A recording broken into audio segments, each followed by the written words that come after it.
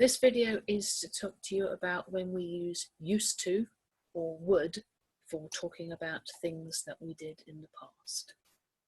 So we use used to and would for habits or repeated actions that we don't do anymore. So we used to do them, we did them in the past, but now we don't. So for example, we used to spend our pocket money on sweets after school.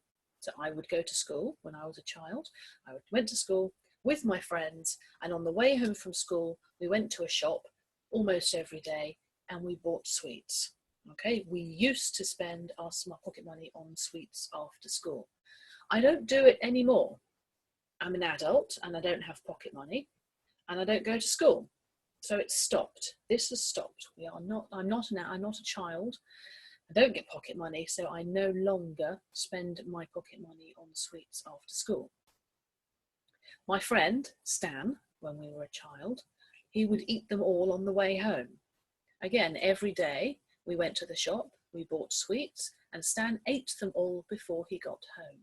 Stan is an adult now, and so he doesn't go to school anymore, and he doesn't eat sweets on the way home. So we can use things that were repeated. So you have to do it more than once. You have to do it often. So we can talk about things we did every day after school on our way home over a period of time. So habits and repeated actions that we have now stopped. We form it with either used to or would plus the base form. So used to remains the same regardless of the subject. So we used to, I used to, he, she, it used to spend. So this is the basic form of the verb. If it was the infinitive, it would have to, but it's not. So the base form of the verb, used to plus the base form. So none of this changes, and it doesn't matter who the verb relates to. It doesn't matter who the subject is, it's always the same. So I would eat them on the way home. Stan would eat them on the way home. You would eat them on the way home. They would eat them on the way home. Remains the same regardless of the subject. So we use used to talk about repeated past action. So these are things that we did every Saturday, every evening, every day, every something, every holiday, every week, every Friday, every afternoon, every morning, every night, okay, over a period of time. This is something that we did over and over and over again. So I can say, we used to swim every Saturday. I don't now. So we use used to talk about the past that we don't do now. We can use used to talk about temporary or repeated states. So state is sort of how you're feeling or how you are, rather than an action, which is what you are doing. So I used to feel tired after swimming. So every Saturday I went swimming and I always used to feel tired after swimming. Also then we've got permanent states in the past that have stopped. So this temporary state of feeling tired, I would swim and then for about an hour afterwards, oh, I'd be really, really tired. But then it would stop. But it was the same, so it kept happening. A permanent state is something that keeps going over a long period of time and then it has stopped. So for example, Sarah used to live in France. She doesn't anymore, but when she was younger, she used to live in France. You can't say Sarah used to live in France for 5 years.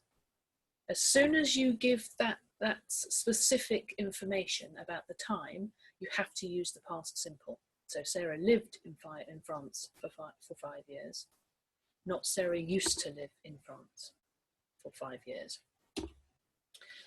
Negative. Negative is a little bit more complicated because the verb in this phrase used to, the verb is use.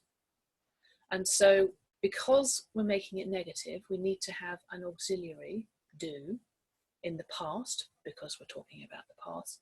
So this then, use, becomes the base form because did has taken the tense. Okay, now when we've got did taking the tense, it's past. So again, it stays the same. I didn't used to like cauliflower. You didn't used to like cauliflower. He, she, it didn't used to like cauliflower. So used to in the negative, not used to. Alternatively, so maybe an easier way of saying it, and it's more fluent. So if you hear people speaking, they will more likely say, I never used to go shopping with my brothers. I never used to like cauliflower. I never used to swim every Saturday. I never used to eat sausages on a Tuesday. Questions. Again, because we've got this auxiliary, did, then this verb, use, becomes the base form. But did you used to go to the cinema often when you were a child? Did you used to eat sweets on the way home from school? Did you used to read magazines when you were a child? Did you used to go to bed late when you were a child? So that's when we use used to. Would is the same for repeated and past actions and temporary or repeated states. So we do not use would for permanent states. So you can't say, I would live in France when I was young. You can't do that. It doesn't work. So he would swim every Saturday, repeated over and over and over again. And temporary, I would feel tired after swimming. Same as used to. Negative, we don't use very often because the meaning sometimes changes a bit. So I can say, I wouldn't go to the cinema with my brothers when I was younger. What I'm saying here is that I didn't used to. I didn't go to the cinema with my brothers. However, when you use wouldn't as a negative, it often sounds like something that you refused to do. So we tend not to use it. Again, we more likely use never. So she would never eat cabbage. So when I was a child, refusing to eat cabbage, she would never eat cabbage. Questions, we just don't use it. We don't use would in questions about the past.